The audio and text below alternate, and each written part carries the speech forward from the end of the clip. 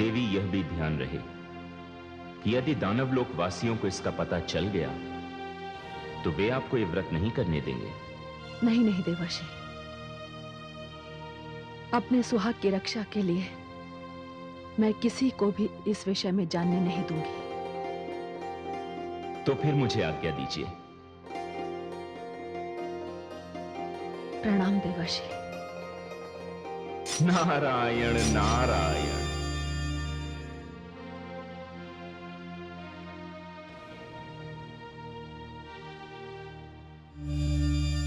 नारायण नारायण। कल्याणमस्तु।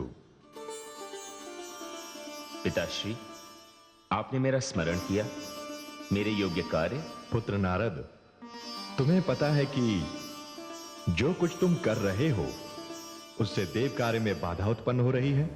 क्षमा करें पिताश्री, आपका तात्पर्य किस कार्य से है?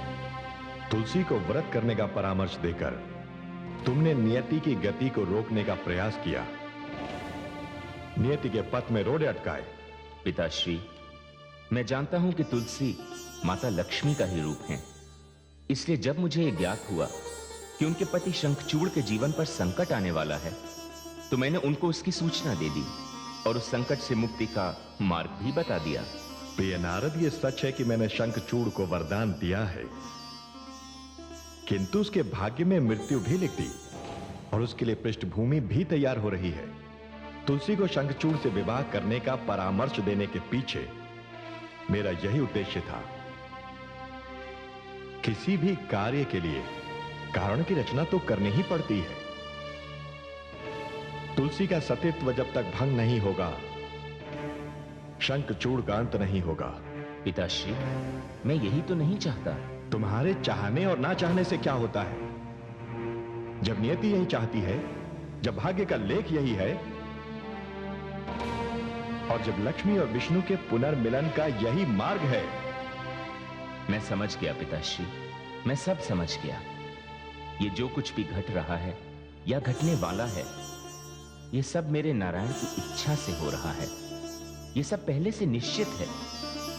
पिताश्री, मेरे नारायण की लीला ही अलग है। धन्य हो प्रभु, आपको कोटि कोटि प्रणाम। नारायण नारायण।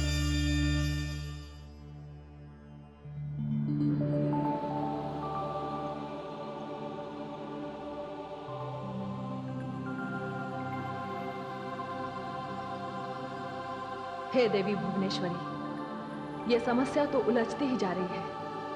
इन परिस्थितियों में, इन दानवों के बीच क्या तुलसी अपना व्रत पूर्ण कर पाएगी?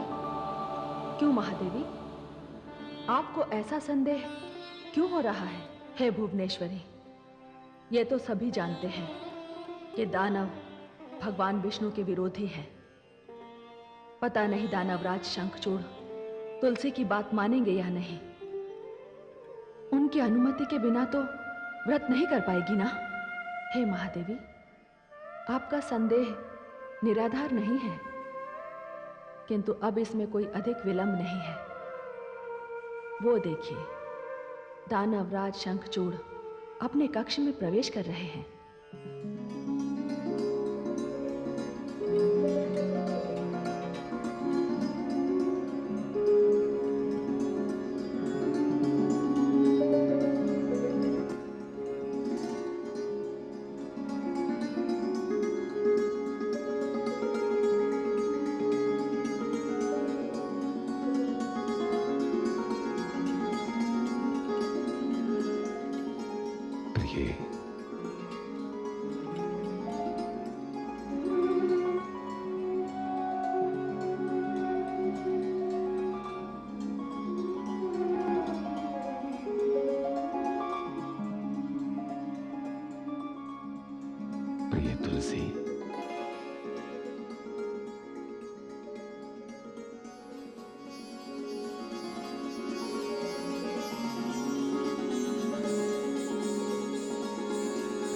शत शत चंद्रमाओं से अधिक धवल,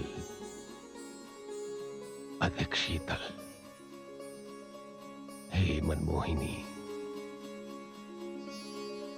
को प्रकृति रूपी कवि की सुंदर रचना कहूं या देवताओं के वेद की कोई ऋचा? बस बस। इच्छा हो रही है कि इस रात्रि में आपके साथ रथ पर कहीं दूर निकल जाऊं, जहां वन हो, कोई झरना हो, दुग्ध शीतल चांदनी हो, हम हो और एकांत हो। मैं चलूंगी स्वामी, आपकी आज्ञा सिर आंखों पर अवश्य चलूंगी, किंतु आपसे एक विनती है। कैसी विनती? मैं दानवलोक का महाराज हूं और आप दानवलोक के महाराज की हृदयेश्वरी हैं। विनती नहीं, आदेश दीजिए। स्वामी, मैंने आपको अमर करने के लिए एक व्रत करने का निर्णय लिया है। यदि 6 मास तक हम पति पत्नी नहीं, एक आदर्श प्रेमिका की भांति रहें, एक निकटतम मित्र की भांति रहें, तो आपको कोई आपत्ति तो नहीं होगी? प्रिय, पहली बार मांगा भी तो क्या मांगा? आपके स्नेह पाश में मैं इस भांति जकड़ा हुआ हूं कि 6 मास तो क्या 6 युग तक आपकी प्रतीक्षा कर सकता हूं। स्वामी, मैंने जो मांगा आपने मुझे दे दिया और प्रश्न तक नहीं किया कि मैंने क्या मांगा। इसकी आवश्यकता भी नहीं। जो मेरी प्राणेश्वरी है, हृदयेश्वरी है, जो अपने माता पिता का त्याग करके मुझ अपरिचित के साथ सारे दानव अपरिचितों में आ गई, जिसने मुझसे विवाह करते समय मेरे जीवन से जुड़ा हुआ कोई प्रश्न नहीं किया, उससे मैं कोई प्रश्न करूं? असंभव है। आपने जो मांगा मैंने दिया, और आपके इस मांगने में भी दानवों का कल्याण है। कल्याण? कैसा कल्याण? आप मुझे 6 मास के लिए अपने स्नेह पाश से मुक्त कर रही हैं।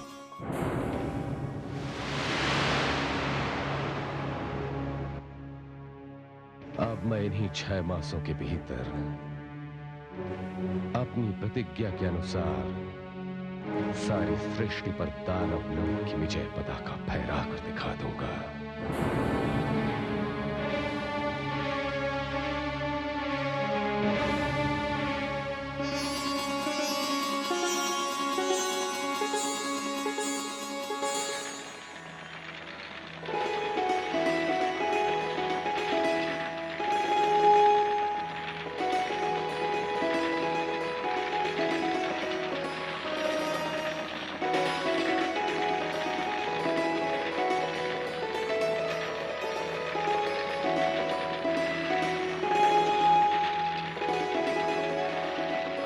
प्रणाम गुरुदेव।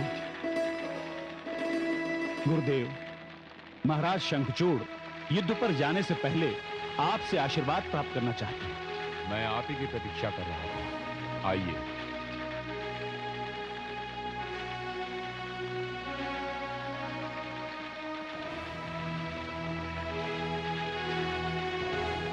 यशस्वी भव, विजयी भव। विराजिए।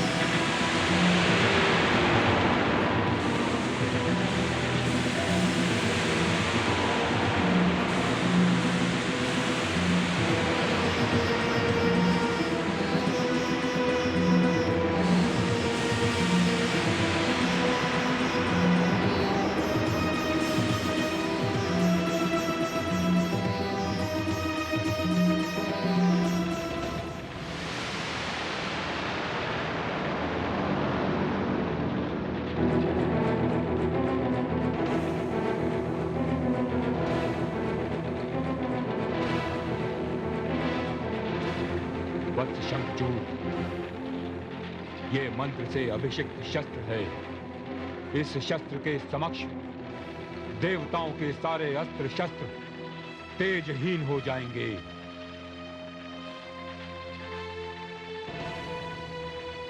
मैं आपका आभारी हूं गुरुदेव। मैंने अपनी अर्धांगिनी तुलसी को यह वचन दिया है कि मैं 6 मास में त्रिलोक विजयी होकर लौटूंगा। ऐसा ही हो वत्स, किंतु प्रस्थान से पूर्व कुलवधू तुलसी के हाथों से इस खड्ग का स्पर्श अवश्य कराना। वो विजय तिलक करने के लिए महल में तुम्हारी प्रतीक्षा कर रही है। जैसी आज्ञा गुरुदेव।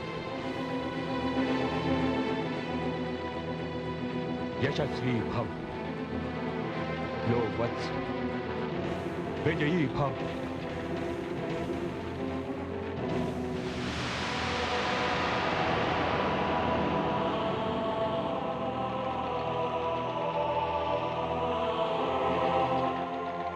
पिताश्री, अब 6 मास के पश्चात ही आपके दर्शन होंगे। पुत्र,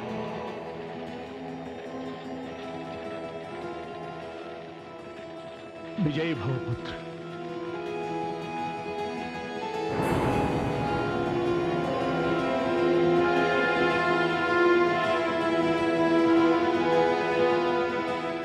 गुरुदेव, आपने मंत्रों द्वारा निर्मित खड्ग मेरे पुत्र को देकर मुझे निश्चिंत कर दिया। फिर भी मैं पिता हूं। मेरे मन में महाराज दम्भ, आप निश्चिंत रहिए। वत्स शंखचूड़ को वरदान है, जब तक उनकी पत्नी का सतीत्व भंग नहीं होता उसे कोई नहीं मार सकता। और संसार में कोई भी प्राणी, यक्ष, गंधर्व, दानव, देवता, कोई भी ऐसा नहीं है जो कुलवधू तुलसी के सतीत्व के तेज के आगे टिक सके।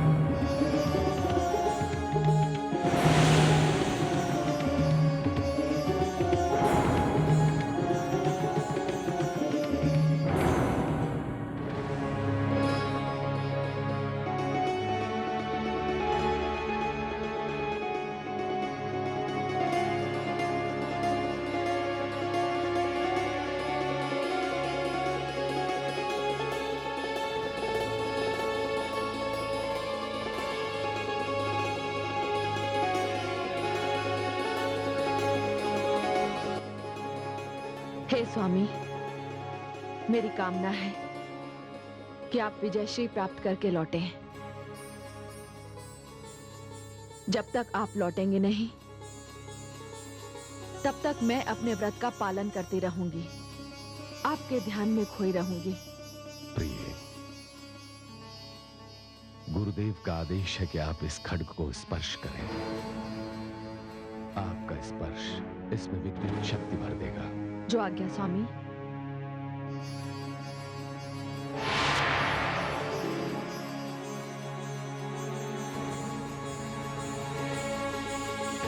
स्वामी, पूरे 6 मास तक मेरी दृष्टि द्वार पर लगी रहेगी। यहाँ केवल तुलसी का शरीर रहेगा। उसका मन, उसकी आत्मा, उसके प्राण तो आपके साथ जाएंगे। प्रिय, मैं भी तुम्हारी छवि नेत्रों में बसाकर तुम्हारे इस पावन तेजस्वी मुखमंडल को अपने हृदय में अंकित किए जा रहा हूं। विदा दो प्रिय। स्वामी, मैं अपने नेत्र बंद कर लेती हूं। आप कृपया अपने कर्तव्य पालन को जाइए। आपकी यही स्मृति मेरे नैनों में बंद रहेगी।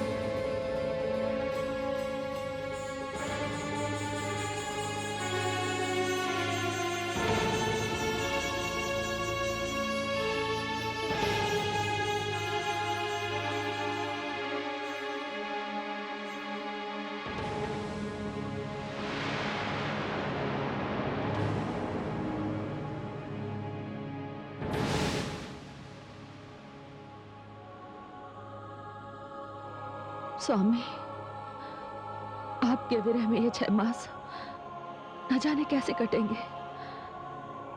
न जाने मुझ पर, मेरे मन पर क्या बीतेगी।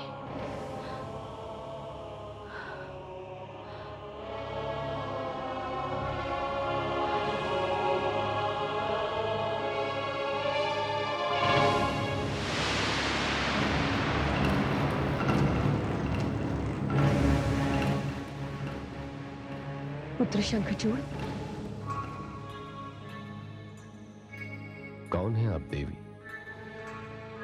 मैं महाराज धर्मध्वज की पत्नी और तुलसी की मां हूं। आइए, स्वागत है आपका। मैं तुमसे एक निवेदन करने आई हूं। निवेदन नहीं, आदेश दीजिए। पुत्र, तुम अपने इस अभियान को रोक दो। ये आप क्या कह रही माताश्री? उस अभियान को रोक दूं जो मुझे त्रिलोक विजयी बनाएगा? उस अभियान को रोक दूं जिससे असुरों की विजय पताका तीनों लोकों पर फहराएगी, जिससे देवलोक मेरे अधीन होगा? पुत्र, अभी तो तुम्हारा विवाह हुआ है। मेरी पुत्री के हाथों की मेहंदी भी अभी तक नहीं सूखी है। ऐसे समय पर तुम अपने जीवन को क्यों संकट में डाल रहे हो? आप कदाचित नहीं जानती कि मुझे ब्रह्मा जी का वरदान है कि मुझे कोई नहीं मार सकता। तब तो तुम्हें अपनी शक्ति का रचनात्मक उपयोग करना चाहिए, जन कल्याण के लिए करना चाहिए। आप जो कहती हैं वो मनुष्यों के सोचने की सीमा है। असुरों का मार्ग इससे आगे है, बहुत आगे है। पुत्र,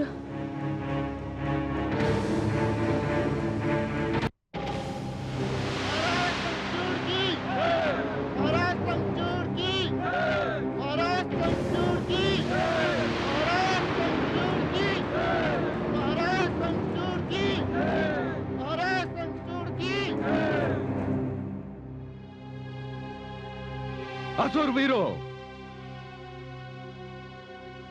मैं नहीं जानता आज से पूर्व जो देवासुर संग्राम हुआ था, उसमें देवताओं और असुरों ने क्या खोया और क्या पाया। मैं तो केवल इतना जानता हूं कि आप में से प्रत्येक असुर किसी भी देवता से श्रेष्ठता में कम नहीं। सत्य तो यह है कि हम सारे के सारे असुर उन्हीं ऋषि कश्यप की संतान हैं जिनसे देवताओं ने भी जन्म लिया। किंतु श्रेष्ठता के युद्ध में देवता हम असुरों से अधिक आगे निकल गए। ध्यान रहे, हमें अपनी वो खोई हुई प्रतिष्ठा प्राप्त करनी है। हमें यह सिद्ध करना है कि हम देवताओं से किसी भी क्षेत्र में, किसी भी विषय में, किसी भी आचरण में कम नहीं। मेरा यह खड्ग आपके समक्ष आने वाले हर संकट का मुंह तोड़ उत्तर देगा। मैं अपने एक एक सैनिक के प्राणों का मूल्य जानता हूं। हमसे कोई भी कार्य ऐसा ना हो जिससे हमारी श्रेष्ठता पर प्रश्न चिन्ह लग जाए। महाराज, हम आपके साथ हैं और हम आपके लिए अपने प्राण भी न्यौछावर कर सकते हैं।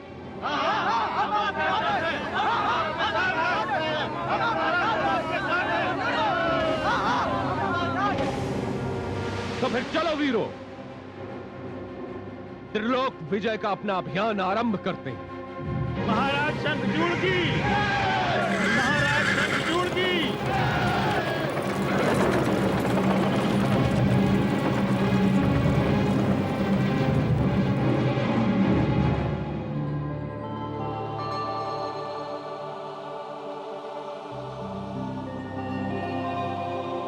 हे देवी भुवनेश्वरी, यह तो बड़ा ही विचित्र कांड घटने जा रहा है। असुर सम्राट शंखचूड़ त्रिलोक विजय करने निकला है और उधर देवराज इंद्र उसे रोकने की व्यवस्था में व्यस्त हैं। हां देवी महाकाली, आपने सत्य कहा। देवराज इंद्र शंखचूड़ को रोकने का उपाय तो कर रहे हैं, किंतु उन्हें यह ज्ञात नहीं कि असुरराज महाराज शंखचूड़ भगवान श्री विष्णु के अंश हैं। यह तो मैं भी सोच रही हूं। हे मां शक्ति, ऐसा कदाचित प्रथम बार हो रहा है कि विष्णु की शक्ति देवताओं के विरुद्ध युद्ध करने को निकली है। यह अत्यंत आवश्यक है महादेवी। इस कथा को देवी लक्ष्मी तथा देवी सरस्वती के द्वंद्व ने जन्म दिया है, इसलिए शक्तियों का सदुपयोग कम और दुरुपयोग अधिक हो रहा है। किंतु जो कुछ भी घटने जा रहा है वो बड़ा ही विस्मयकारी है।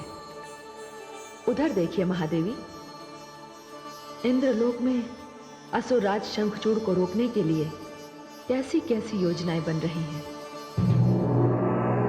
उसे रोकना होगा, किसी भी भांति रोकना होगा। किंतु हे देवराज, कैसे रोका जाए शंखचूड़ को? वो तो आंधी की भांति एक लोक से दूसरे लोक पर विजय प्राप्त करता हुआ हमारी ओर बढ़ता आ रहा है। वायुदेव, हम उसे आपकी शक्तियों द्वारा रोकेंगे। मेरे मस्तिष्क में एक योजना है। यदि उस योजना के अनुसार आपने कार्य किया तो उस झंझावात के पांव रुक जाएंगे। कहिए देवराज, मुझे क्या करना है?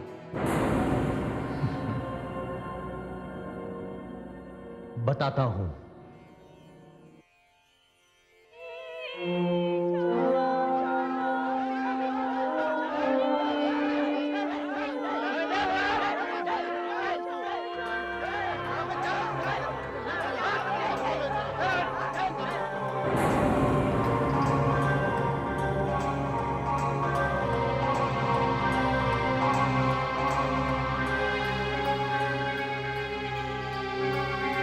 क्या हो रहा है ये?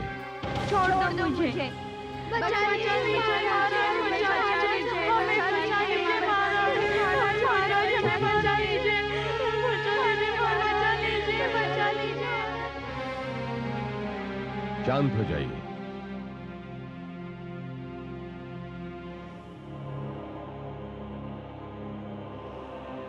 सेनापति, कौन है ये स्त्रियां? असुर सम्राट, हम जब भी कहीं आक्रमण करते हैं, विजय के पश्चात उस नगर की सुंदर स्त्रियों को हम बंदी बना लेते हैं। यही असुर युद्ध की परंपरा है। सेनापति, ये कैसी परंपरा है? हमारा युद्ध स्त्रियों के विरुद्ध नहीं, राजाओं, महाराजाओं, यक्षों, गंधर्वों और देवताओं की सेना के विरुद्ध है।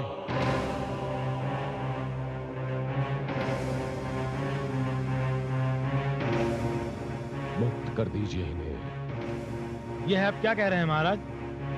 इससे पहले तो यही स्त्रियां असुरों के मनोरंजन का साधन बनती रही हैं। यही तो वो कारण है जो देवताओं को श्रेष्ठ और हम असुरों को निकृष्ट बना देता है। आप स्त्री को मनोरंजन का साधन कहते हैं? लज्जा आनी चाहिए आपको। स्त्री जननी होती है।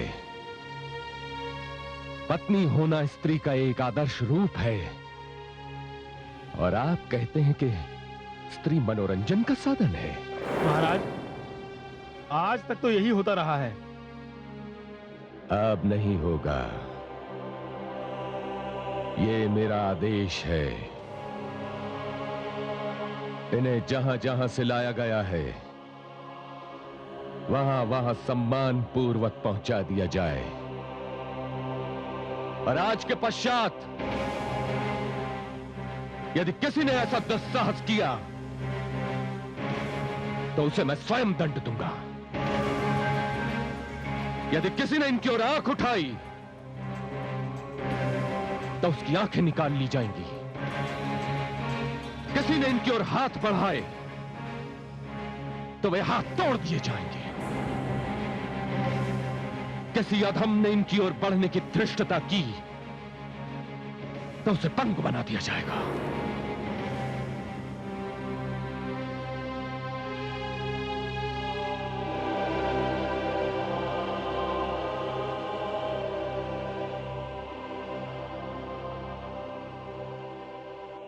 देवियों, मैं आज तक स्त्रियों पर किए गए सभी अत्याचारों के लिए असुरों की ओर से आप सबसे क्षमा चाहता हूं। आप मुक्त हैं, जा सकते हैं। महाराज की जय हो, महाराज की जय हो।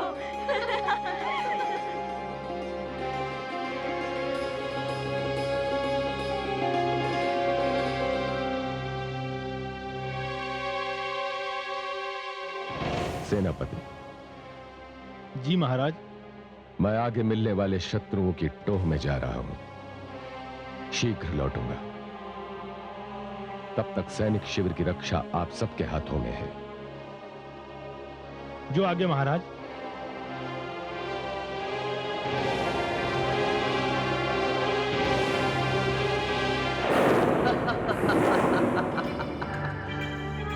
हे वायुदेव, आपको इससे अच्छा अवसर भविष्य में कभी प्राप्त नहीं होगा।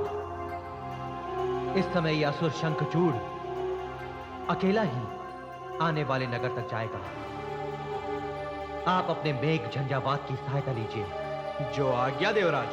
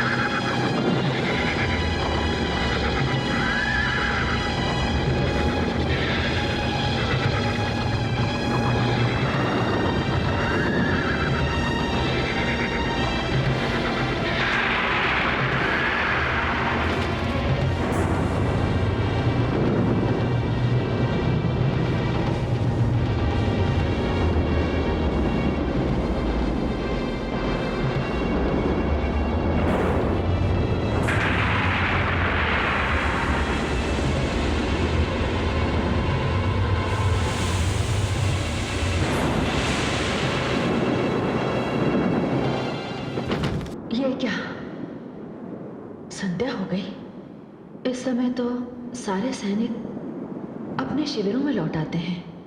ऐसे समय में ये सारे के सारे अशुभ संकेत मुझे क्यों प्राप्त हो रहे हैं? कहीं मेरे स्वामी किसी संकट में तो नहीं? हे ईश्वर, हे नारायण, हे वासुदेव, मेरे सुहाग की रक्षा करना।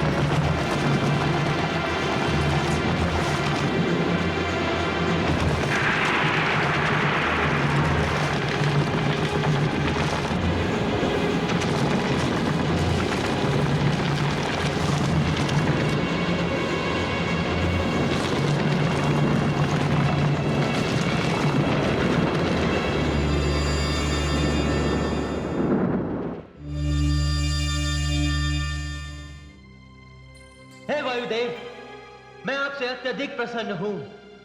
असुर शंखचूड़ अब जीवन पर्यंत उन पाषाण खंडों के नीचे दबा रहेगा उसकी मुक्ति असंभव है, असंभव।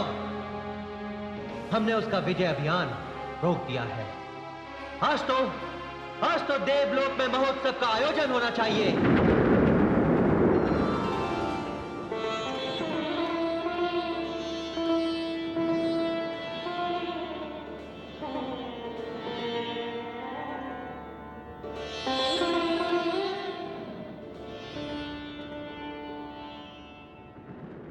हे प्रभु, अब मुझे भी इसका विश्वास हो गया है कि मेरे स्वामी अवश्य किसी गहरे संकट में हैं। देवर्षि नारद ने जैसा मुझसे कहा, मैंने वैसा ही किया। मैं आपके 12 अक्षर मंत्र का जाप कर रही हूं।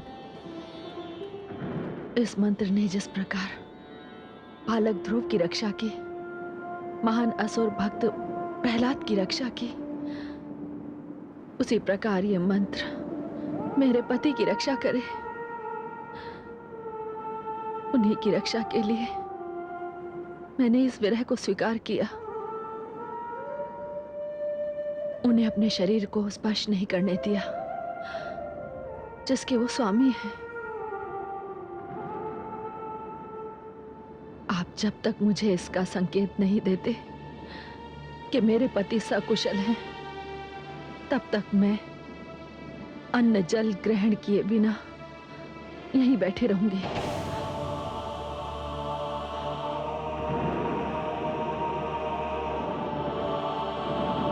ओम नमो भगवते वासुदेवाय। ओम नमो भगवते वासुदेवाय। ओम नमो भगवते वासुदेवाय। ओम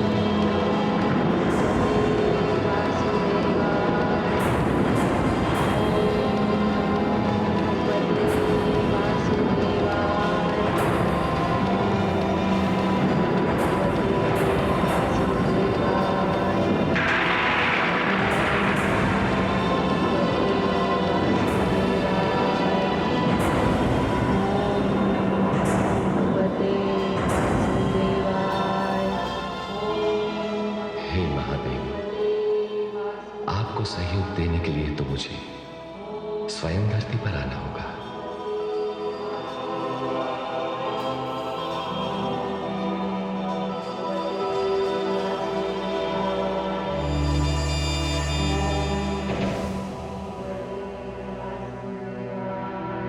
आज्ञा प्रभु, आदेश दीजिए।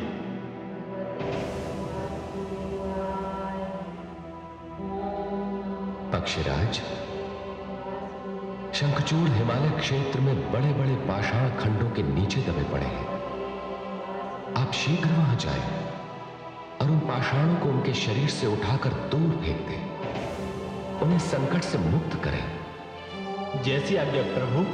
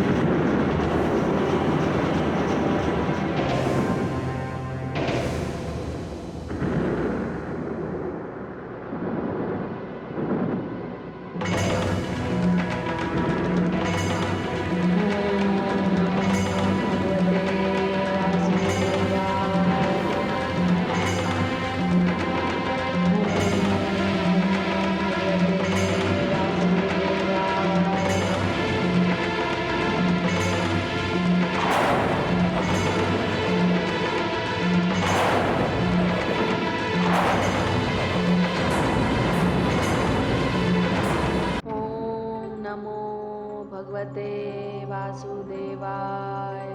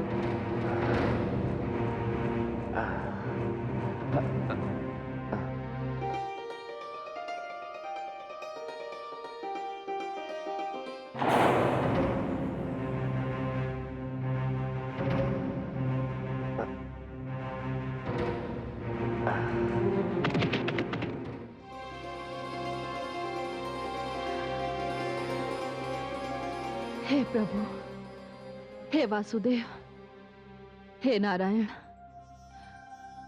धन्य है आप। मुझे तो ऐसा प्रतीत हो रहा है कि मेरे पति पर आया हुआ संकट आपने टाल दिया।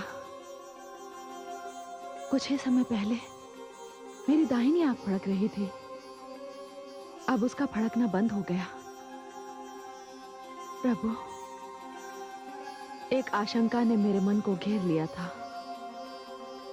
अब वो समाप्त हो गई। आपने मेरी सुन ली प्रभु, आपने मेरी सुन ली। मुझे इसका अनुभव हो रहा है कि मेरे स्वामी आप संकट से मुक्त हैं।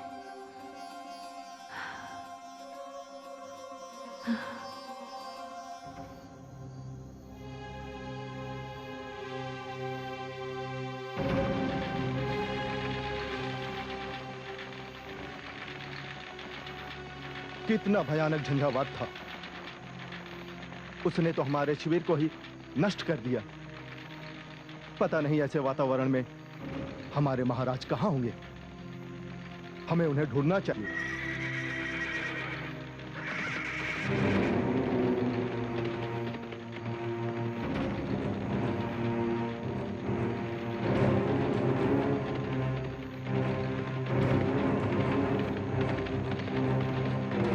महाराज,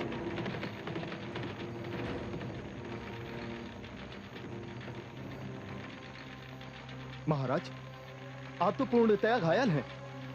ये क्या हो गया आपको? तुरंत उपचार की व्यवस्था हो। नहीं, इसकी कोई आवश्यकता नहीं। जो कुछ मेरे साथ घटा वो सब अचानक था।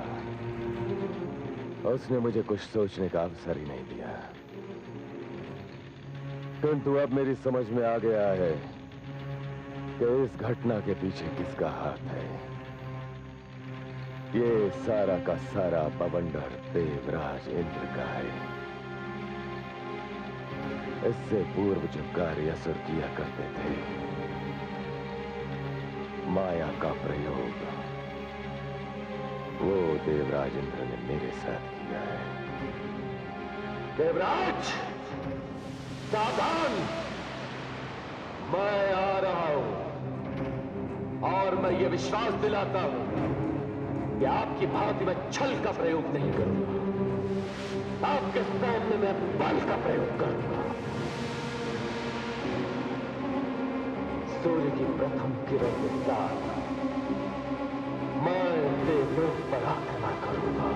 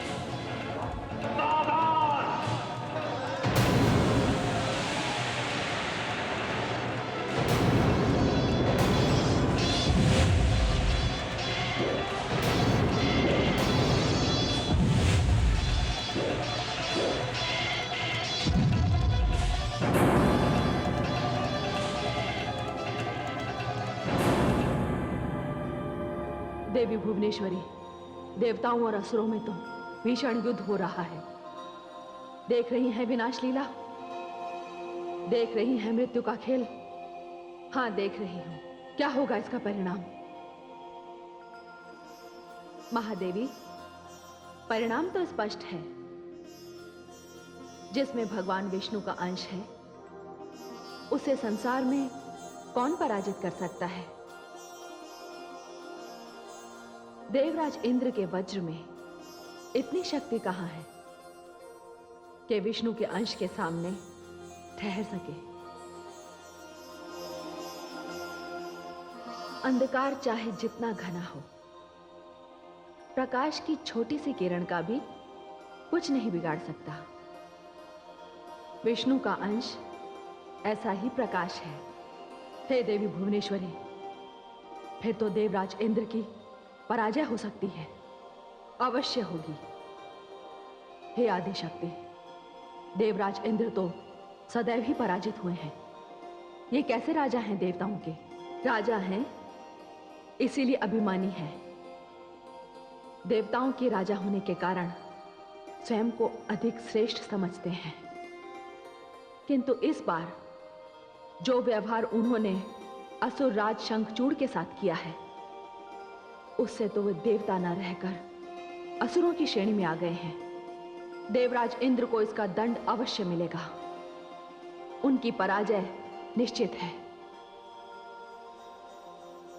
किंतु जिस परिणाम की मैं सोच रही हूं, वो तो बड़ा ही भयानक है, विस्मयकारी है, रोमांचित कर देने वाला है।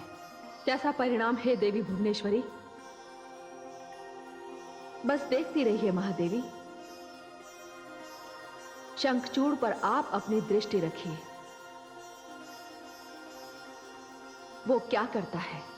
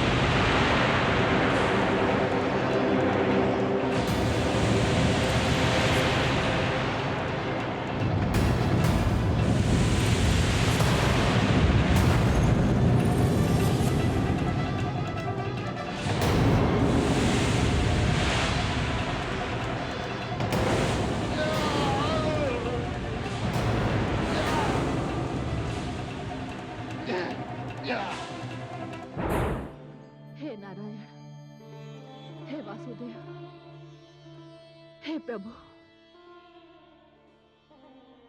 उनका ध्यान रखना, उन्हें संकटों से बचाना।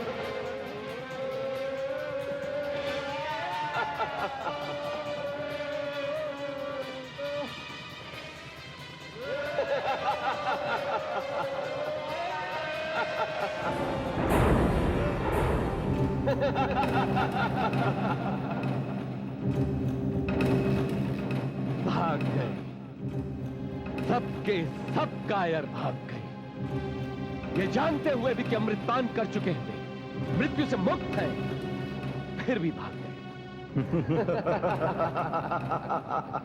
सेनापति, हम आज अति प्रसन्न हैं। महाराज की जय हो। पिताश्री तक सूचना भिजवाई जाए कि हमने प्रथम यक्षलोक, गंधर्वलोक और अब देवलोक पर भी विजय प्राप्त की है। साथ ही महारानी तुलसी का समाचार भी हमें सुनाया जाए। जो आज्ञा असुरराज, मैं अभी राजधानी विशेष दूत को भेजता हूं।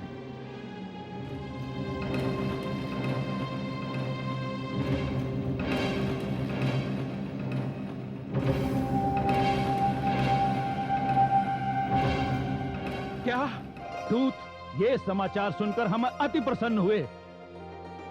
जिस प्रकार शंखचूड़ अपनी विजय पताका फहराता हुआ आगे बढ़ता चला जा रहा है, उससे मुझे विश्वास हो गया है कि वो दिन दूर नहीं जब समस्त सृष्टि पर हम असुरों का राज होगा। और पुत्र शंखचूड़ ने यह भी सिद्ध कर दिया है कि हम देवताओं से अधिक बलवान और श्रेष्ठ हैं। जिस प्रकार आज सृष्टि में देवताओं की पूजा होती है, उसी प्रकार कल हम असुरों की पूजा होगी और तब देवता स्वयं हमारी पूजा करेंगे। हाँ, हमारी पूजा करेंगे। प्रणाम महारानी जी। महाराज का विजय संदेश लेके कोई विशेष दूत आपसे मिलने आया है। कहाँ है वो दूत? आज्ञा हो तो उसे भीतर ले आओ। हाँ हाँ, उसे आदर पूर्वक ले आओ। उसके पास मेरे प्राणेश्वर का संदेश है। उनके संदेश की आशा में ही मेरे प्राण टिके हुए हैं। जो आज्ञा महारानी।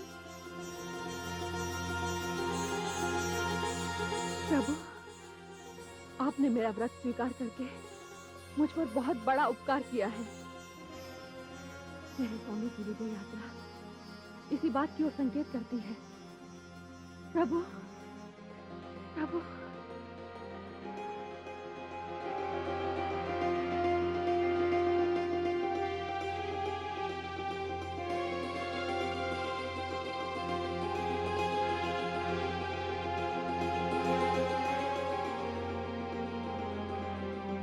प्रणाम महारानी जी। आओ दूत, तुम ग्रीष्मकाल की मरुभूमि में शीतल मंद पवन के झोंके के समान आए हो। कहो दूत, मेरे प्राणेश्वर अर्थात तुम्हारे महाराज ने क्या संदेश दिया है? महारानी जी, उन्होंने पत्र भिजवाया है।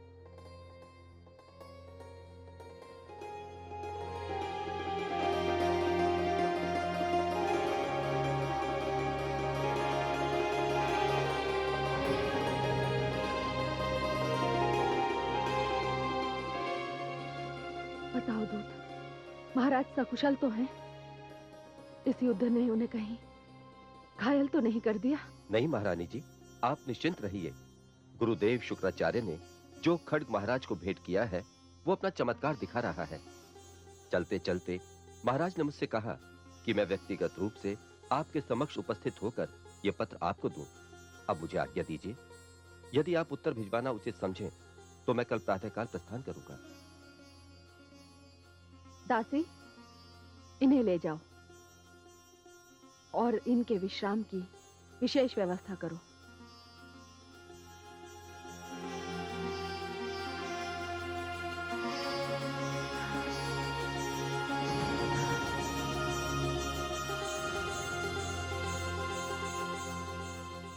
प्राणेश्वरी, आते समय मैं तुम्हारी मनमोहक छवि अपने नेत्रों में और तुम्हारा ध्यान अपने मन में बसाए यहां आया था। जब शत्रु से भयानक युद्ध हो रहा होता है, मैं उस समय भी तुम्हारा चिंतन करने के लिए कुछ पल निकाल लेता हूं।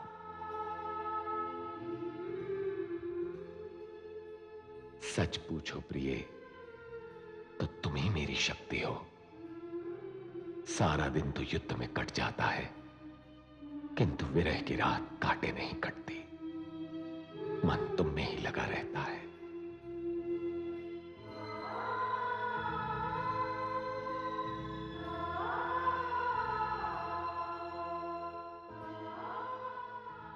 हे स्वामी, हे प्राणवल्लभ, तुलसी के जीवन के आधार। आपके बिना कुछ ऐसा प्रतीत होता है जैसे लौ के बिना दीपक की बाती, सुर के बिना वीणा के तार और बादल के बिना वर्षा ऋतु। भय लगता है कहीं विरह के अश्रुओं में स्वयं ही न डूब जाऊं। आपके पत्र ने तो मेरे हृदय की तपती मरुभूमि पर वर्षा की फुहार का काम किया है, शीतलता प्रदान की है। आपको बधाई देती हूं एक के पश्चात एक मिलने वाली विजय पर, आपकी सफलताओं पर। आपने भी 6 मास का व्रत लिया है और मैंने भी 6 मास का व्रत ले रखा है। व्रत पूरा होते ही चले आइएगा।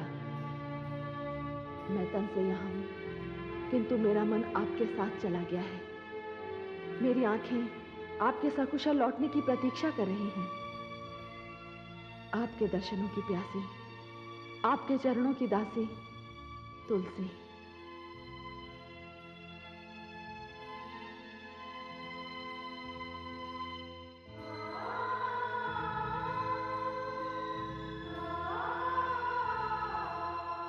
प्रिय, अब तुम्हारे और हमारे मिलन के बीच की सभी दूरियां समाप्त हो चली हैं। केवल एक देव बचे हैं। उन पर विजय प्राप्त करते ही मैं लौट आऊंगा। वैसे जिन्हें युद्ध के लिए मैं चुनौती देने जा रहा हूं, उन्हें आज तक किसी ने चुनौती नहीं दी। किंतु मैं तो शंखचूड़ हूं, कोई साधारण व्यक्ति नहीं। वैसे उस देव की भी बड़ी पूजा होती है और लोग उन्हें महादेव कहते हैं। मैं उनसे उनका कैलाश मांगने जा रहा हूं और उनसे युद्ध करके उनका कैलाश छीन कर ही रहूंगा। तुम्हारा